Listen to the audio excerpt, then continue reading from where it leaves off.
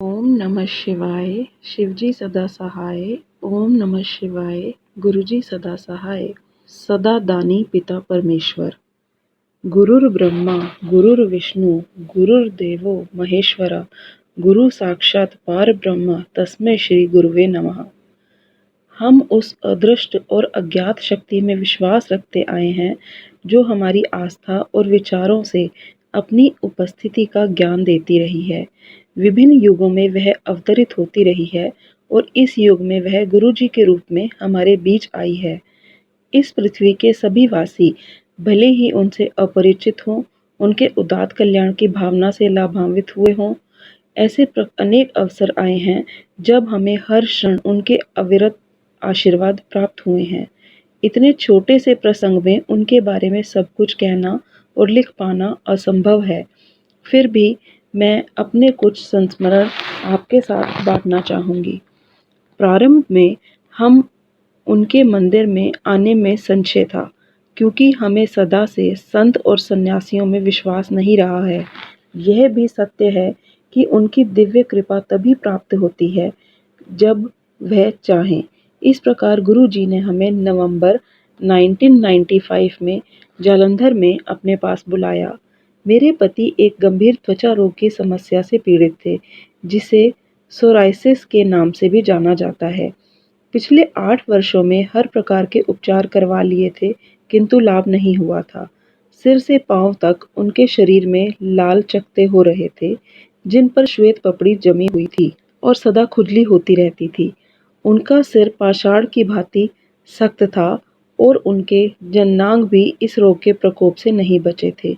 उनका मानसिक कष्ट और बढ़ जाता था जब उनके परिचित भी उनके पास खड़े नहीं होना चाहते थे।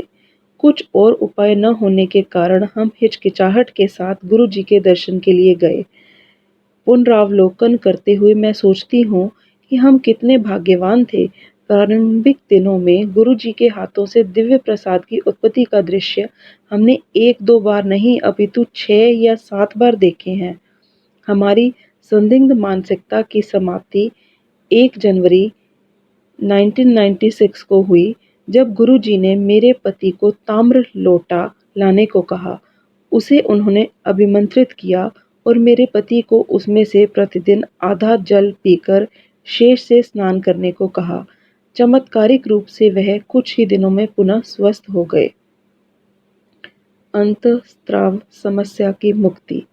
उन्हीं दिनों मेरा हाइपोथायरॉइड का उपचार चल रहा था। मैं प्रतिदिन एल्ट्रोक्सिन की 2 गोलियां लेती थी, जो बहुत अधिक मानी जाती हैं। एक दिन मैं गुरु जी के चरणों में बैठी हुई थी कि उन्होंने कहा, नीरू आंटी, तेरा हार्मोनल प्रॉब्लम ठीक कर देता है। मैं स्तब्ध रह गई, क्योंकि मैंने कभी भी इनको इसके बारे में नहीं बताया था। मुझे पहली बार अनुभव हुआ कि उनको कुछ भी बताने की आवश्यकता नहीं है, वह सब कुछ जानते हैं। उसके बाद जब सब परिणाम सही निकले तो मैंने औषधियाँ बंद कर दी। फिर पंचकुला में रहते हुए मुझे कुछ स्त्री रोग संबंधित समस्याएं हो गई। औषधियों से उनका निवारण नहीं हो पा रहा था। मुझे रात को 10 बार लघु शंका निवारण के लिए उठना पड़ता था। कुछ अन्य समस्याएं भी थी, इनके कारण मैं ठीक से सो नहीं पाती थी और फिर दिन भर व्याकुल रहती थी। गुरुजी उस समय दिल्ली में थे। संयोग से मेरे पति को दिल्ली कार्यालय संबंधित एक भेंट के लिए जाना पड़ा। मैंने उनके साथ जाने की योजना बनाई, जिससे हम शाम को गुरुजी के दर्शन कर सकें। हमने अपनी छोटी बेटी को यह सोचकर घर पर छोड़ दिया कि अगले दिन सुबह तो लौट ही आएंगे, परंतु उस दिन शाम को गुरुजी ने दर्शन के पश्चात, जब हम उनसे चलने की आज्ञा ले रहे थे, हमें 4 दिन और रहने के लिए कहा। आनंदित होकर हमने तुरंत हामी भर दी। हम वहां 4 दिन रहे और चाय और लंगर प्रसाद का आनंद उठाया। चौथे दिन उन्होंने हमें जाने की अनुमति दी। घर आकर मैं चैन से सो पाई। मुझे आभास हुआ कि उन्होंने मुझे मेरे रोग से मुक्त कर दिया था।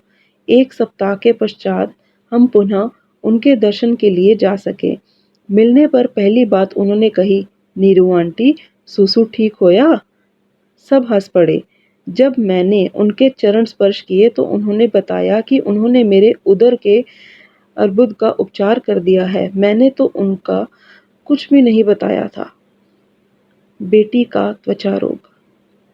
जून मास में एक दिन सिंगला अंकल ने मुझे गुरुजी का संदेश दिया कि वे बुला रहे हैं।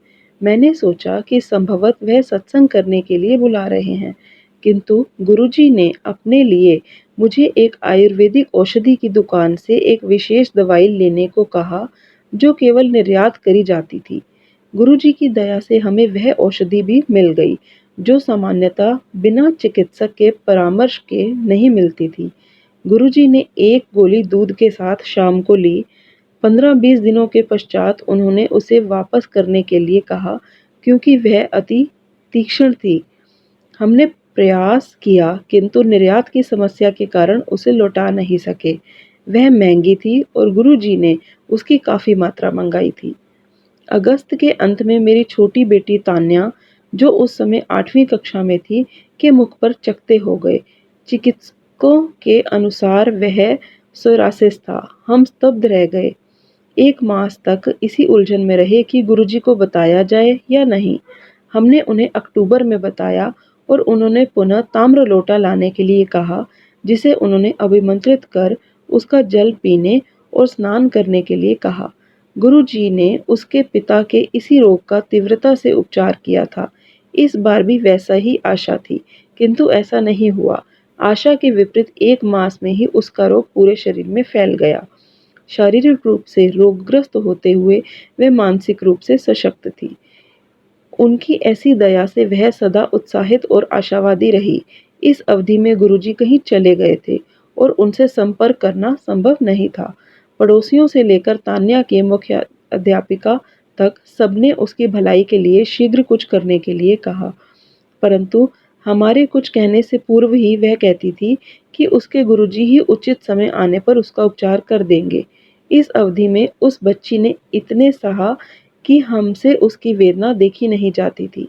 उसके सिर पर भी कड़े चकत्ते हो गए थे और वह अपने बाल तक नहीं कर पाती थी। ऐसी विपदा के समय उनकी दया का प्रभाव अधिक देख सकते थे। उन्होंने एक छोटे से बच्चे को भी इतना साहस और सामर्थ्य प्रदान किया था। गुरुजी जनवरी में लौट आए और सबसे पहले उन्होंने उसे वह आयुर्वेदिक औषधि देने को कहा। तब हमें आभास हुआ कि वह औषधि उसके लिए मंगाई गई थी। औषधि 40 दिन तक देना अनिवार्य था। तान्या के दवाई लेने का 40वां दिन शिवरात्रि था और उस दिन उन्होंने औषधि बंद करने को कहा। दिव्य गणना अगले दिन से उसके स्वास्थ्य में परिवर्तन होना आरंभ हो गया। ग्रीष्मावकाश में जब वह अपने ननिहाल गई तो पूरी तरह से रोगमुक्त हो चुकी थी।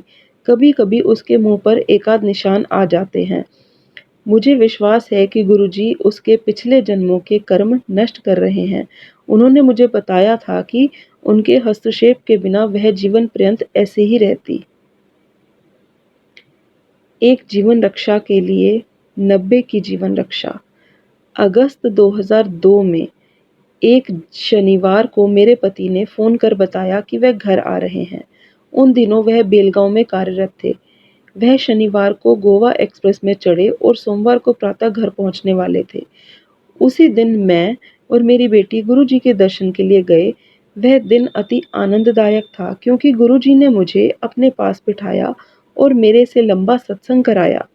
मैंने लंगर भी अधिक किया, क्योंकि किसी कारणवश मेरी थाली में दाल या सब्जी वाले स्थान पर लाल मिर्च की चटनी परोस दी गई थी। यह कैसा संयोग था! चटनी समाप्त करने के लिए मुझे अधिक चपातियाँ और दाल खानी पड़ी। गुरुजी से आज्ञा लेते समय वह बोले, आंटी, आज तेरा कल्याण कर दिया। मैं आनंदित थी। प्रातःकाल मेरे पति के फ़ोन से मेरी नींद टूटी। वह बोले कि सब कुछ ठीक है और चिंता की कोई बात नहीं है।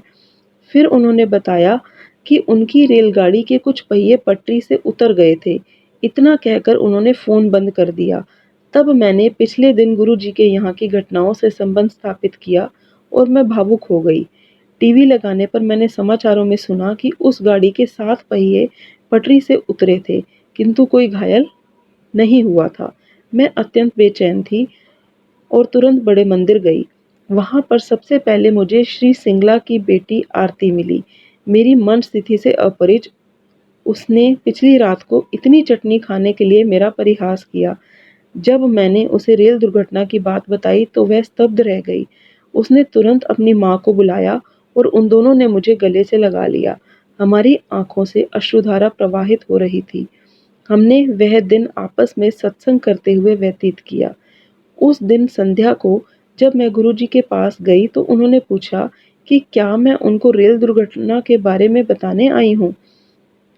मैं केवल अपना सिर हिला सकती थी। उन्होंने कहा कि एक भक्त को बचाने के लिए उन्होंने 90 अन्य यात्रियों की जीवन रक्षा करी थी। इस तथ्य की पुष्टि श्रीमती सब्बरवाल ने भी करी। क्या इस पुष्टि की आवश्यकता है?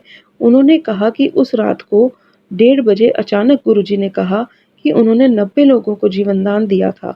वही रेल दुर्घटना का समय था। दिल्ली में बैठे हुए उन्होंने पुणे के पास यह चमत्कार किया था। क्या परमेश्वर के अतिरिक्त कोई ऐसा कर सकता था? प्रार्थना का बल। गुरु जी को बोलने की आवश्यकता नहीं है, हृदय से कही हुई प्रार्थना उनके पास पहुंच जाती है। एक दिन प्रातःकाल में शिव पुराण पढ़ रही थी। उसमें एक संदर्भ आता है कि ईश्वर भौतिक रूप में किसी को स्पर्श नहीं करते, किंतु यदि वे ऐसा करें तो कुल की आने वाली पीढ़ियों को उनका आशीर्वाद प्राप्त हो जाता है। मैंने सोचा कि गुरुजी कैसे दूर से ही आशीष देते हैं। शाम को हम गुरुजी के यहाँ पहुँचे तो वह अपने कक्ष में थे और हमें बुला रहे थे। हम उनके सामने भूमि पर ही बैठ गए और वह हमसे बात करने लगे। अचानक उन्होंने अपनी बाँह मेरी ओर करी और मुझे अपना कंधा दबाने को कहा। फिर उन्होंने मेरा हाथ अपने हाथ में लेकर शुद्ध हिंदी में जो मैंने पढ़ा था वह बोल दिया। एक अन्य अवसर पर हमें अंबाला से हरिद्वार जाना था। एक द्रुत गति वाली ट्रेन अंबाला से 10:30 बजे चलकर 2-3 घंटों में वहां पहुंचा देती थी। जब हम स्टेशन पहुंचे तो 10:35 हो गए थे। मेरे पति बस से जाने को तत्पर थे। मैं नहीं मानी और उनको कहा कि उत्तर प्रदेश की सड़कों की दुर्दशा देखते हुए 5 से 6 घंटे लग जाएंगे। हमने एक कुली से पूछा तो उसने कहा कि वह कभी भी देरी से नहीं चलती, परंतु आज वह 10 मिनट देरी से चल रही है। उसने यह भी बताया कि उसके जाने का सिग्नल हो चुका है और वह जाने वाली है। अनजाने में मैंने गुरुजी से विनती करी कि हम ट्रेन पकड़ पाएं। मेरे पति ने मुझे शीघ्रता से पुल के ऊपर से जाकर ट्रेन में बैठने को कहा। वह प्लेटफार्म टिकट लेने वाले थे क्योंकि दूसरी पंक्ति बहुत लंबी थी। इस बीच में मैं भागकर सीढ़ियों से उस स्थान पर उतरी जहां इंजन था और उसी समय ट्रेन चलने लगी। मूर्खों की भांति मैंने अपना हाथ इंजन चालक की ओर करके हिलाना शुरू कर दिया, जैसे बस को रोकने का संकेत देते हैं। अगले 8-10 मिनट तक जब तक मेरे पति नहीं आए और हम ट्रेन में नहीं चढ़े, वह रुकी रही। घर पर बिना मूल्य के पिज़्ज़ा। 14 अगस्त को स्वाधीनता दिवस के अवसर पर डोमिनो कंपनी ने एक पिज़्ज़ा के साथ एक पिज़्ज़ा मुफ्त देने की घोषणा करी थी। यह योजना सुनकर मेरी छोटी बेटी पिज़्ज़ा खाने को अति उत्सुक थी, किंतु मैंने उसे बताया कि इस महीने व्यय पहले ही अधिक हो गए हैं, तो कोई पिज़्ज़ा नहीं मिलेगा।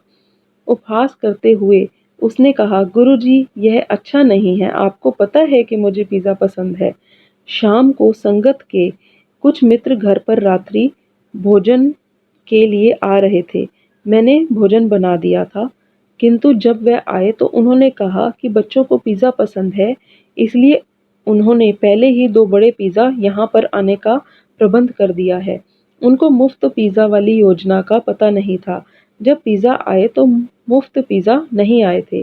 पिज़्ज़ा लाने वाले वह पिज़्ज़ा छोड़कर शेष 2 पिज़्ज़ा लाने के लिए गया। इस अवधि में जब हमने पिज़्ज़ा खोला तो उसमें से एक मांसाहारी था। आदेश में शाकाहारी पिज़्ज़ा भेजने के लिए कहा गया था।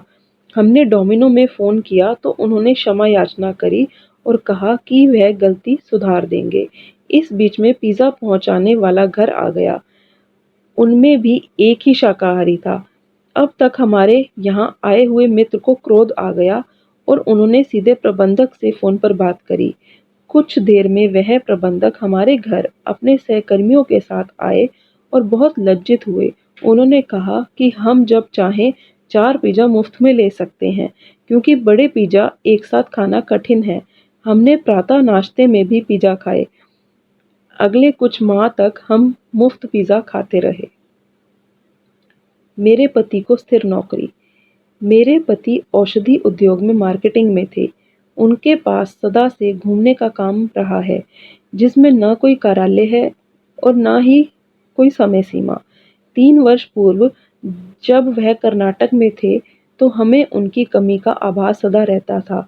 एक दिन बड़े मंदिर के हॉल में मैं आंखें बंद करके बैठी हुई थी। मैं सोच रही थी कि कितना अच्छा हो यदि इन्हें किसी कार्यालय में स्थिर कार्य मिल जाए और मैं प्रतिदिन इनके लिए भोजन डिब्बे में भेज सकूं। अचानक संगत की एक महिला मेरे पास आई और कहा कि मेरी कामना पूर्ण हो जाएगी। आश्चर्यचकित होकर मैंने अपनी आंखें खोली और उनको भी उसी विस्मय की अवस्था में पाया।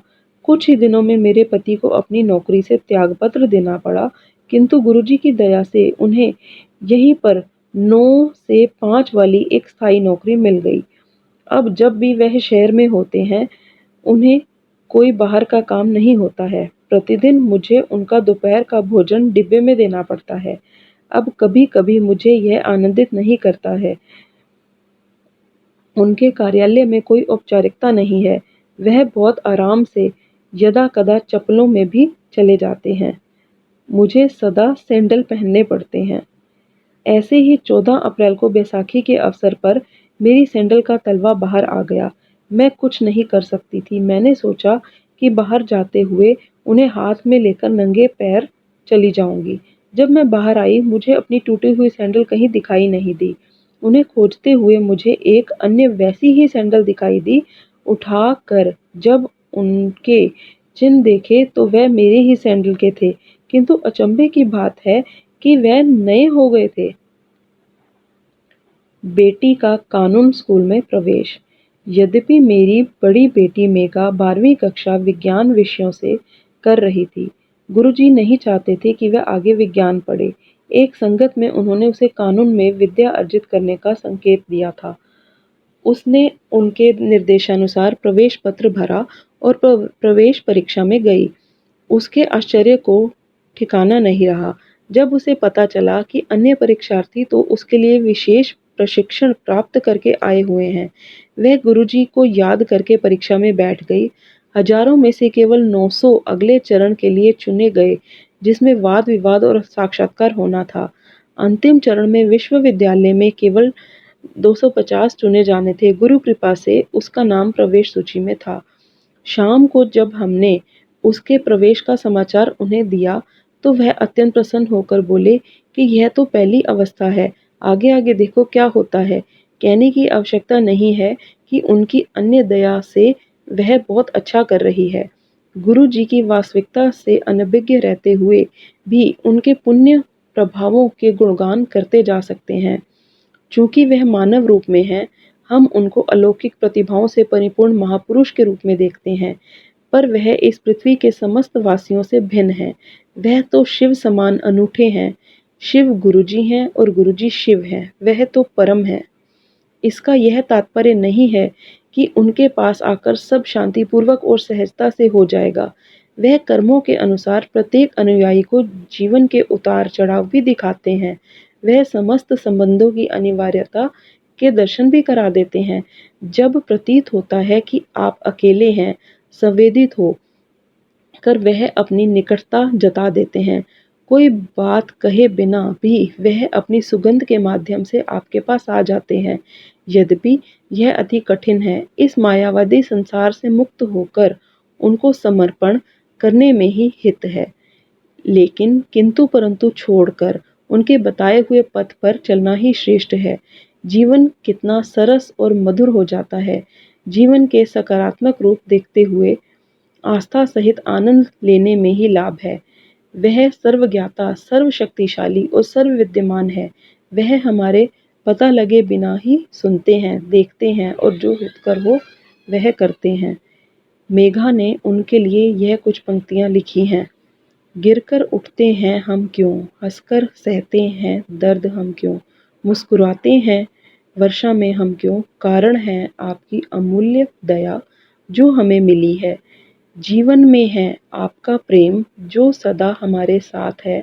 आप हमारे जीवन की परम शक्ति हैं। आप ही मानव रूप में सर्वोच्च शक्ति हैं। आप हर शंका का अंतिम समाधान हैं। आप ही दयालु, जलदाता, मेघ भांति सबके परम आनंद हैं। हम आपसे प्रेम करते हैं, आदर देते हैं, नमन और प्रार्थना करते हैं। आप हमें अपने हृदय में स्थान दें और सदा वहीं पर स्वीकार करें। धन्यवाद गुरुजी। श्रीमती नीरू भारद्वाज। ओम नमः शिवाय। शिवजी सदा सहाय। ओम नमः शिवाय। गुरुजी सदा सहाय। शुक्राना गुरुजी, शुक्राना।